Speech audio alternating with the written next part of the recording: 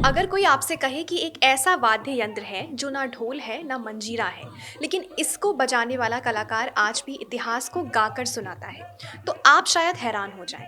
लेकिन राजस्थान की तपती रेत में एक ऐसी आवाज़ गूंजती है जो महाभारत के पन्नों को सुरों में बदल देती है। ये आवाज़ है भपंग की, और इस आवाज़ के पीछे जिस शख्स की ज़िंदगी धड़कती है उसे आज पूरा देश जानता है। नाम है गफरुद्दीन मेवाती जोगी, जिन्हें साल 2026 के पद्मश्री पुरस्कार के लिए चुना गया है। ये सम्मान सिर्फ एक कलाकार का नहीं बल्कि उस लोक विरासत को मिलने जा रहा है जो पीढ़ियों से जिंदा है। नमस्कार, आदाब, मैं हूं आपके साथ नौशीन खान।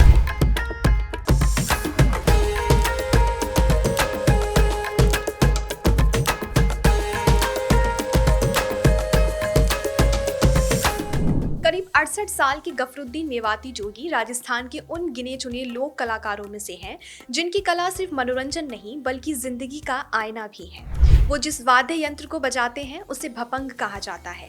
इसे बोलने वाला ढोल भी कहते हैं।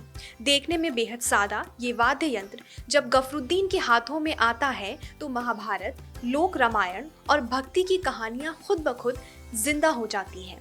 उनके सुरों में इतिहास भी है और इंसान की रूह भी। गफरुद्दीन मेवाती जोगी समुदाय से ताल्लुक रखते हैं जहां अलग अलग मजहबों की संस्कृति एक दूसरे में रची बसी है। मीडिया रिपोर्ट्स के मुताबिक वो खुद कहते हैं, हम मंदिर भी जाते हैं और मस्जिद में सजदा भी करते हैं। यही गंगा जमुनी तहजीब उनकी कला की जान है। उनके गीतों में शिव भी है, पांडव भी है और रामायण की कथाएं भी हैं। यही वजह है कि उनकी आवाज़ मजहब से ऊपर उठकर इंसानियत की बात करती है। गफरुद्दीन ने भपंग अपने वालिद बुद्ध सिंह जोगी से सीखा। पिता जोगिया सारंगी बजाते थे और बेटा उनके साथ भपंग संभाल लेता था। घर में कोई हारमोनियम बजाता था तो कोई ढोलक। संगीत उनके लिए शौक नहीं बल्कि विरासत था। उनकी कला में भक्ति भी है और सूफियाना रंग भी। लेकिन ये सफ़र कभी आसान नहीं रहा। 4 साल की उम्र में मंच पर जाने वाले गफरुद्दीन ने बचपन में गरीबी को बहुत करीब से देखा। हालात ऐसे थे कि जिंदगी चलाने के लिए उन्हें घर घर जाकर गेहूं का आटा इकट्ठा करना पड़ता था। मगर मुश्किलों के बावजूद उन्होंने कभी अपनी कला से समझौता नहीं किया। उनके पास दौलत नहीं थी, लेकिन उनके पास पीढ़ियों से मिली एक अमानत थी। आज गफरुद्दीन पांडुन का कड़ा गाने वाले दुनिया के इकलौते लोक कलाकार माने जाते हैं।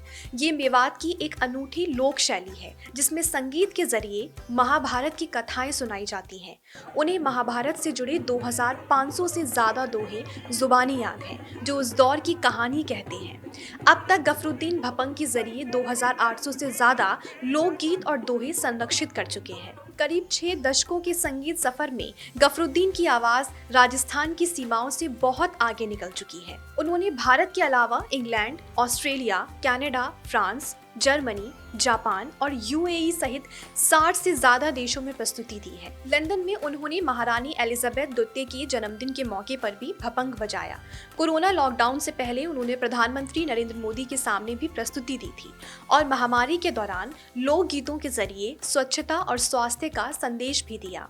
जब पद्मश्री पुरस्कार के लिए उनके नाम का चयन हुआ और केंद्रीय गृह मंत्रालय से फोन आया तो उन्हें लगा कि कोई मजाक कर रहा है, लेकिन जब बात सच निकली तो उनकी आंखें भर आईं।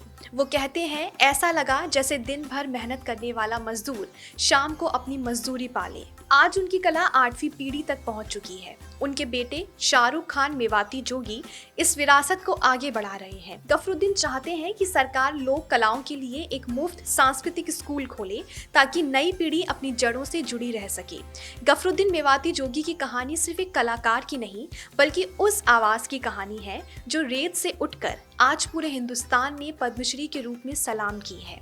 DNN 24 देश की ऐसी ही खूबसूरत तस्वीरें आपके सामने लेकर आता रहा है जो दिलों को जोड़ती है, क्योंकि ऐसी ही तस्वीरों से बनती हैं कहानियां हिंदुस्तान की। जो है आपके आसपास, आपके शहर का खास, वो दिखाएगा आपको DNN 24, आपका अपना डिजिटल न्यूज नेटवर्क। तो फिर कीजिए लाइक, सब्सक्राइब और फॉलो।